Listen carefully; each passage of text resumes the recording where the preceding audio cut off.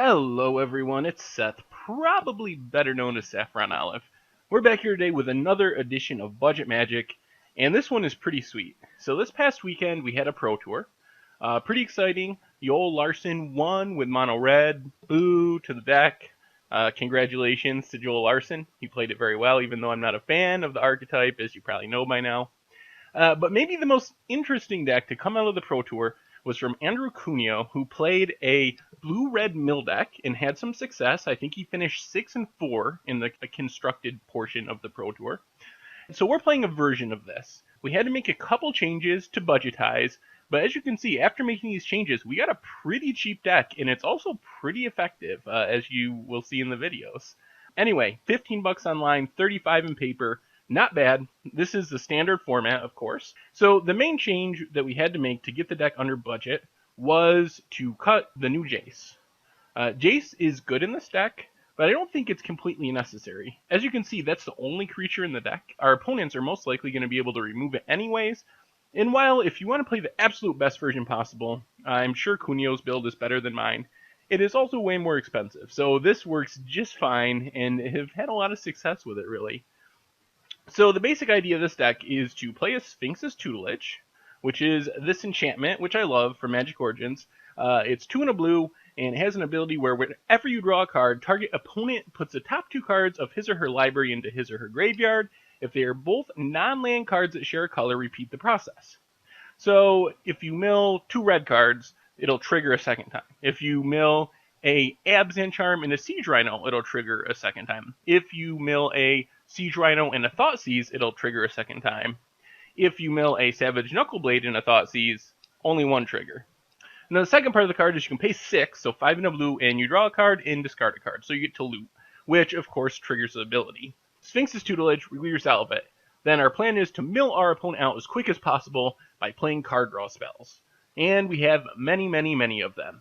First off, Magmatic Insight, also for Magic Origins. 1 red mana for a sorcery. Is an additional cost to cast it, you must discard a land, then you draw 2 cards. So you don't actually gain card advantage off Magmatic Insight, it's basically card filtering, but that doesn't really matter to us, because all we really care about is card filtering, and that it gives us 2 triggers from our Sphinx's Tutelage. Tormenting Voice, almost the same thing, costs an extra mana, and as an additional cost to cast it, you can discard any card, so a little less restrictive than Magmatic Insight, and you draw 2 cards. So these are very interchangeable. These are also, as you can tell, since we discard one and the card itself goes to the graveyard, it's filling our graveyard, which helps us out with our Treasure Cruises. We have the full 4 copies of Treasure Cruise, which, as you know, Ancestral Recall, 7 in 1 blue, but really, we're usually casting it for 1 mana because of Delve, so we can exile 7 cards from our graveyard, pay 1 blue, and draw 3 cards, which, of course, 3 triggers for Sphinx's Tutelage. The rest of the card drawing, we have 2 Dictates of Kruphix. This is kind of a weird one, and it's very matchup dependent. It's basically a Howling Mind, but it's blue, and it has Flash. So the advantage over Howling Mind, with Howling Mind, you have to play it on your turn, which lets your opponent get the first crack at drawing a card off of it. With Dictate, we can flash it in on our opponent's end step, and we get the first draw off of it. Plus, that's a repetitive every turn Sphinx's Tutelage trigger. So that's the main reason it's there. It also keeps our hand full. Then, it's important to note, Dig Through Time, only 1 copy. We would play a 5th Treasure Cruise, I think, if we had the option. Dig Through Time doesn't actually draw cards, but it's important for helping us find our pieces. So we really need a Sphinx's Tutelage to win. Without Sphinx's Tutelage, we really have no way of winning the game. Dig Through Time helps us put that together, and also helps us find whatever other pieces we may need. Another one worth talking about is Alhemret's Archive. Only a 1 of in our deck, but it's this legendary artifact, costs 5 mana, mythic from Magic Origins, and if you would gain life, you gain twice as much life instead. And if you would draw a card, except for your first one you draw in your draw step, so the one you draw every turn doesn't count, you draw 2 cards instead. This is absolutely insane when it goes off. It's not something you really play a lot of, because drawing multiples would be absolutely horrible. But the main way we gain life is through these lands. Radiant Fountain.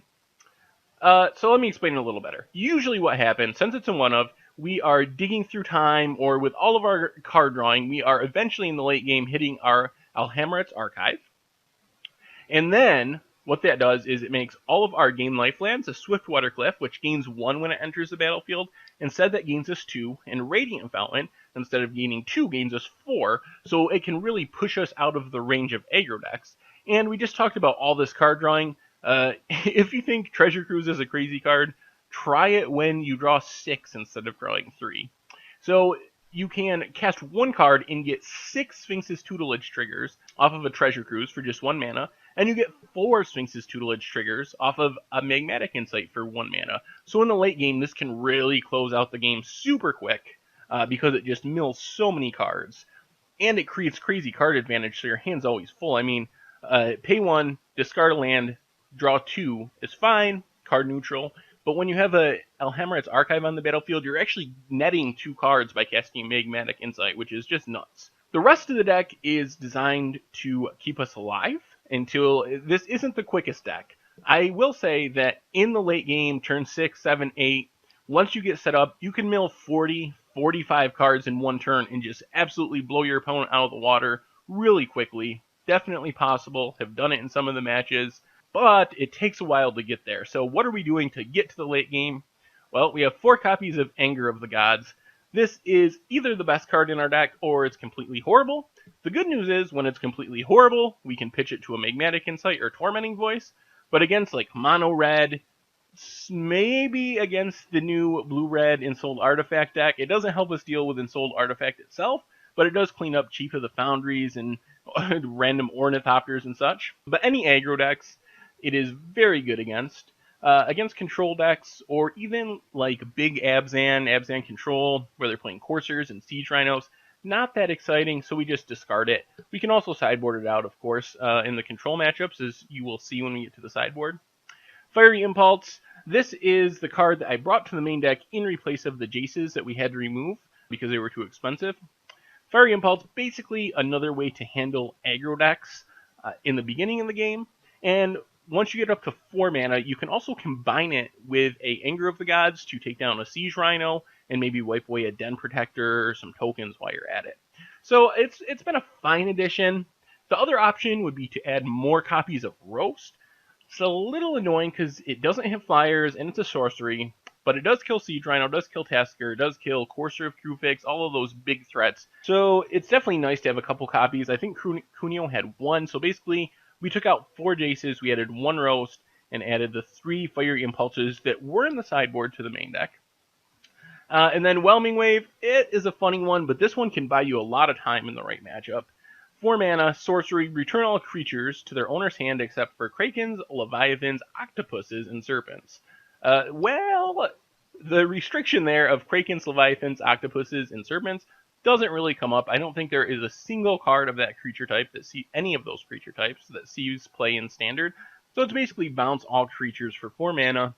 Just a good way to reset the board. Sometimes that 1 extra turn, even though they're going to replay all their spells, that 1 extra turn is enough to get some tutelage triggers and mill out the last remaining cards in our opponent's library. So that's the main deck. Resolve a tutelage, play as many draw spells as possible. Oh yes, I also forgot Send to Sleep. Tap 2 target creatures for 1 and a blue. If you have 2 or more instants or sorceries in your graveyard, you can activate Spell Mastery, which makes those creatures not untap during their controller's next untap step. So it gets rid of them for 2 turns. The nice part about this is it's a way to lock down those big threats, and it can lock down anything. Another way just to buy a couple turns until we can finish milling the last few cards out of our opponent's deck. Yeah, so basically that's the deck. Oh, also with Send to Sleep, it's worth being aware that with Treasure Cruise, it really doesn't matter what we exile in this deck. Same with Dig Through Time, except for the fact that we want to leave 2 instants and sorceries in our graveyard if possible. So if you're choosing what cards to exile, doesn't matter, we're not getting any of them back. But try to leave 2 instants and sorceries just on the off chance we draw into our Send to Sleep and want to tap down creatures for 2 turns. So that's the deck. I mean, we resolve a Sphinx's Tutelage, we draw a bunch of cards, we try to slow our opponent down with our removal, and our Send to Sleep, our Roasts, our Whelming Waves, and so on. And then eventually we mill our opponent out thanks to Sphinx's Tutelage. Yeah, and the sideboard, as you can see, this is mostly to shore up the control matchups. We got some pretty good game against aggro with the angers and the fiery impulses, but these cards are really, really bad when we run into a control deck. So we can bring out the 4 Anger of Gods, bring in 4 negates when we run into control. Talent of the Telepath is also mostly a control deck. It's also reasonable against Abzan and mid-range decks where Fiery Impulse isn't that exciting because it can't really kill anything. So we can basically straight up swap negates and Talent of the Telepath for Fiery Impulses and Anger of the Gods when we are in the right matchups. As I said, control and some mid-range matchups. And Case and Ice is kind of sweet. That gives us some more game against like Abzan mid-range. And it can do some nice tricks. One of the main ways Abzan mid-range, green-white aggro, decks like that can get rid of our tutelage is Dromoka's command. And Case and Ice is a sweet, flashy way to basically counter a Dromoka's command. As long as our opponent has a green or red creature, we can flash this in response to a Dromoka's command that says sack an enchantment, and we just sack the Encase in Ice instead of our Sphinx's tutelage. We do have some more game against aggro. Seismic Rupture, basically a Pyroclasm, doesn't hit flyers, but it's 3 mana sorcery, and it does 2 damage to each creature without flying. We can bring these in against aggro decks. One card that I don't especially like against like mono red or something is Whelming Wave. Yes, it can buy us a turn, sort of, but a lot of their threats have haste. It's different against the token builds where it's actually like a Wrath. But when our opponents are playing Monastery Swiftspears and Zergo with Dash, Goblin Rabblemaster, Goblin Heel Cutter, Whelming Wave just isn't that exciting. It doesn't even really buy us a turn, which is the point of Whelming Wave. Instead, we can bring in Seismic Rupture, which is basically just a straight-up Wrath against a deck like Mono Red or Goblins. Disperse, kind of just a random card. I guess one thing it can do is bounce a tutelage in response to a Dromoka's command or another enchantment spell. It's also a way to bounce like an Ugin or something back to our opponent's hand. Ugin is one of the cards that's really bad for us because it kills not only our Sphinx's tutelage, but anything else that happens to be sitting on board. Gainsay comes in as part of that control package, just another counter spell. This was in the original Andrew Cuneo deck, and I think that this is also sort of a troll by Andrew Cuneo, since Gainsay is his name on Magic Online. I think he played the one-of. I mean, it's fine, and we do bring it in control mirrors, but I think it was more a play on his Magic Online nickname than actually being necessary. Then one copy of Tormod's Crypt. Tormod's Crypt is actually sort of important, since we are milling so many cards. If we happen to run into a deck that wants cards in their graveyard, or even like a deck that's built around Den Protectors, it's nice to have a way to exile everything. Anyway, this deck is super fun, super exciting. I highly recommend you giving it a try. It's only 15 bucks. And like I said, if you have the Jaces, if you were one of those people that thought ahead, unlike me, who I don't even want to talk about my review of Jace, it wasn't good and way off mark. But if you have your Jaces, the way Cuneo played the deck was basically swapping out Fiery Impulse, all 3, and 1 copy of Roast for 4 copies of Jace, and then just reconfiguring the mana base to play some more dual lands in place of basics and Evolving Wilds. Otherwise, this is his deck. So give it a shot. You're going to love it. Hope you enjoyed the videos, and I will see you guys soon.